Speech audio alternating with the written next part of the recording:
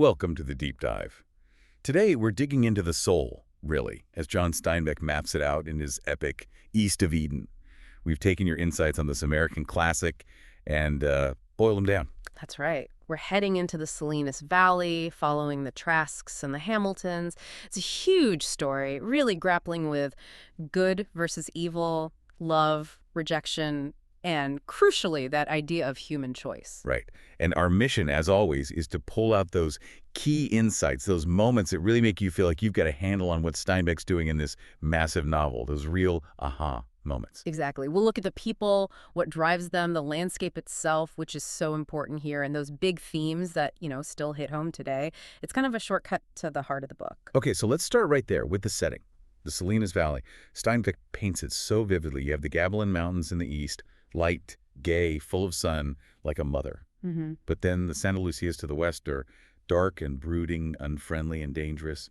Such a stark contrast. It really is. And what's fascinating is how the narrator talks about having a personal dread of West and a love of East. It's not just description, is it? It feels deeper, almost primal, tied to the sun rising and setting. Yeah. Steinbeck's definitely using the land as a mirror, setting up that core tension between good and evil, light and dark, right from the very beginning. It's a really powerful use of landscape.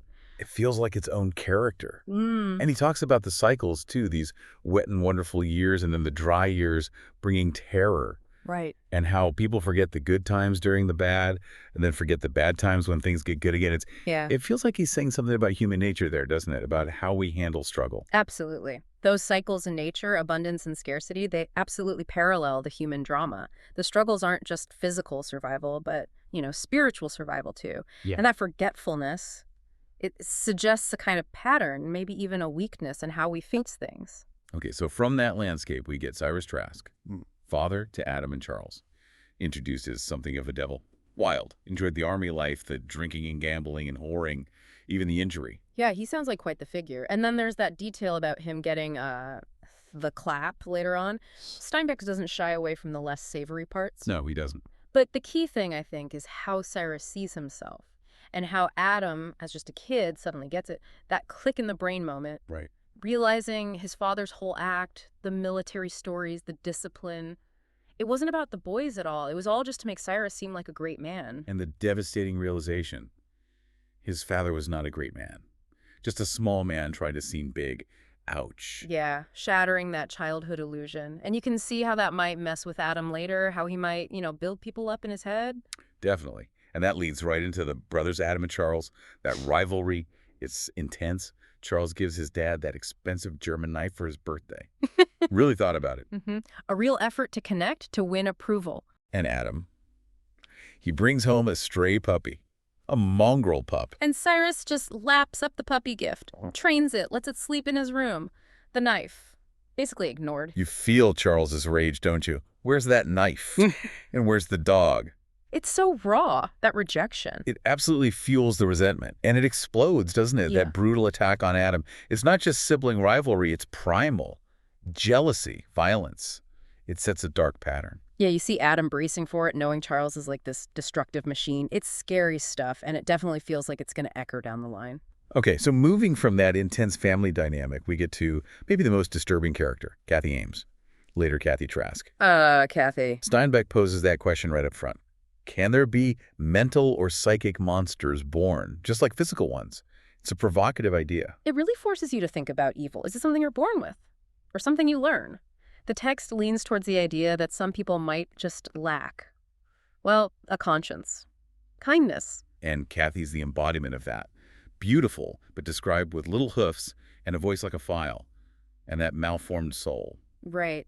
Steinbeck contrasts the outward appearance with the inner reality. It makes her monstrosity more insidious, I think, because she looks normal, even beautiful. People like Adam are completely taken in. It exposes that vulnerability. And her lies.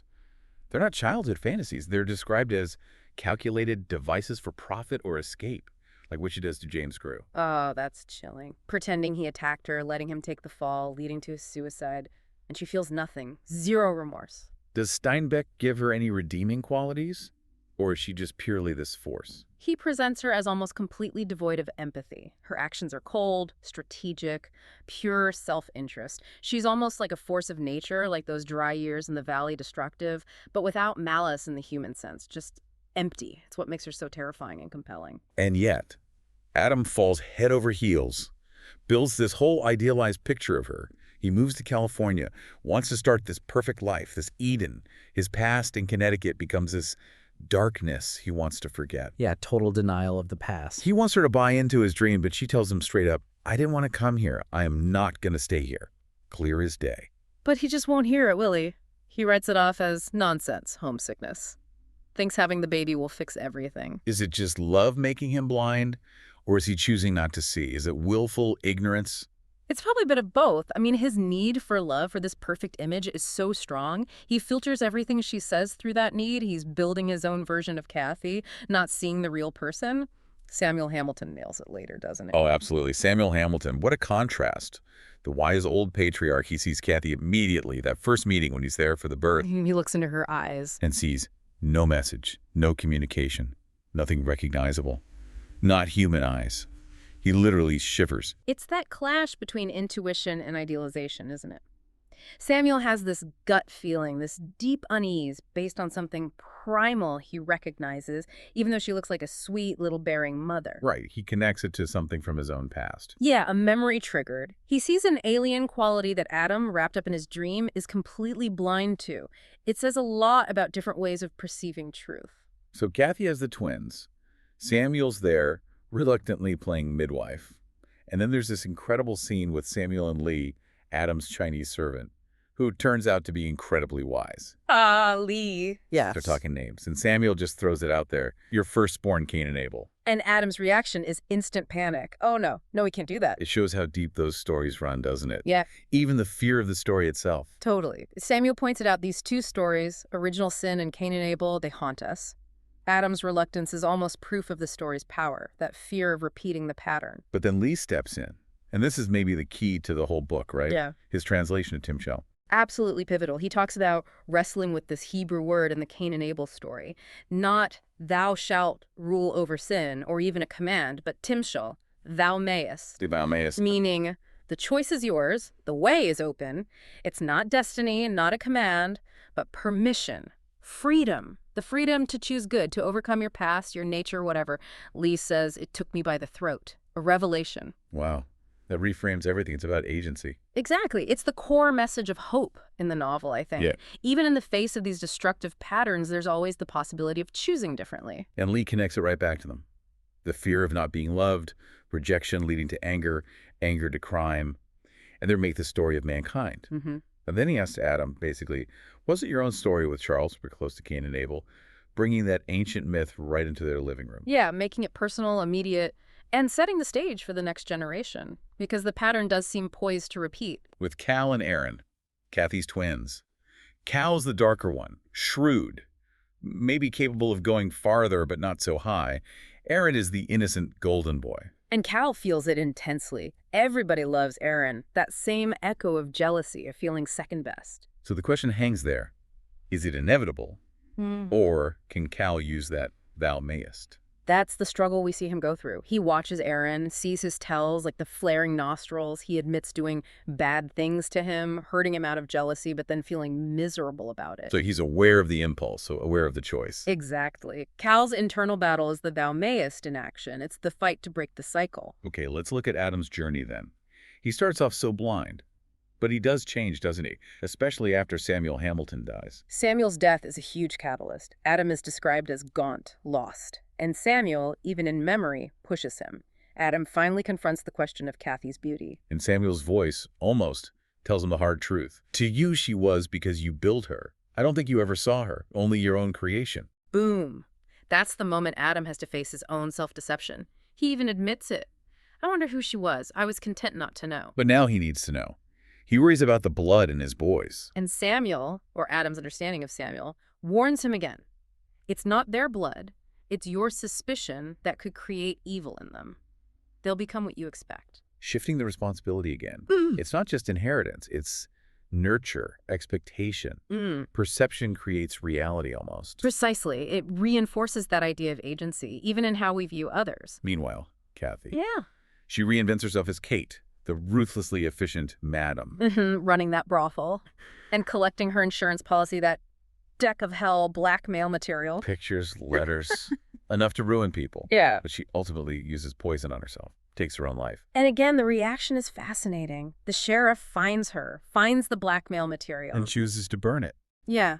He tells his deputy, think about the boys finding out their mother was, well, what she was. It's an act of compassion, isn't it? Protecting the innocent, breaking a cycle of destruction in his own way, prioritizing human feeling over, say, the letter of the law or exposing secrets. And Adam, when he hears she's dead, he weeps. Oh, my poor darling. Even after everything. It shows how deep that idealized image went, how powerful it remained even after he intellectually knew the truth. It's tragic, really. So we come back to Cal, trying desperately to win his father's love, just like Charles did. Only instead of a knife, it's money. Right. He makes $15,000 speculating on beans during the war. A fortune. And he offers it to Adam. Did it for you. Same plea, different currency. But Adam, who's changed, who's maybe learned something about true value versus illusion, he rejects it. He essentially says it's dirty money, tainted by the war, comparing it to his own failed lettuce venture. Calls it a game he lost. Devastating for Cal. Utter rejection. Completely. And Cal's reaction is so powerful, he burns the money. Stacks it up and burns it, whispering, jealous, jealous, jealous. Trying to burn the feeling out of himself. Exactly. It's this intense act of self-punishment, but also maybe self-awareness. He's confronting that demon within him, that destructive jealousy. It's the struggle of thou mayest, made painfully visible. It's hard, ugly work. And throughout all this, there's Lee, the guide, the conscience sometimes. And finally, he decides it's time for him to go. Yeah. Adam is stronger, more himself. Lee sees it. He says, if you are well and if you are free, I would like to have my little bookshop at last. Its own dream. And that quiet admission.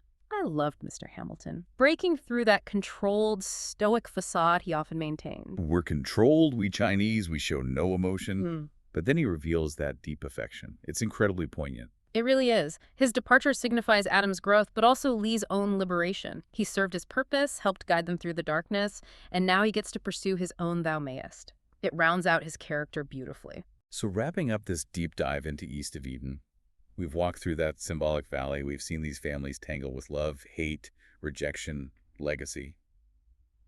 It's a journey. It truly is. And the clearest takeaway, I think, comes back to Lee and Timshel.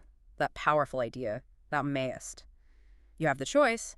You can choose your path, wrestle with your inheritance, good or bad. Yeah, it's a constant reminder that even if patterns repeat, even if the past weighs heavy, we're not just puppets of fate. We have agency. But it also warns us, doesn't it, about how easily we can fool ourselves. How love or the need for it can make us build false images of people, leading to so much pain. Adam's story is a huge cautionary tale there. Definitely. Steinbeck isn't giving easy answers. It's messy, it's complicated, like life. But there's that thread of hope in the power of choice. The individual will. So maybe the question for you listening is this. When you feel those echoes from your own past, or face expectations, or struggle with difficult traits, how do you exercise that thou mayest? What choices do you make, knowing they shape not just your story, but the stories unfolding around you? Because ultimately, Steinbeck seems to say, the power really does rest with you.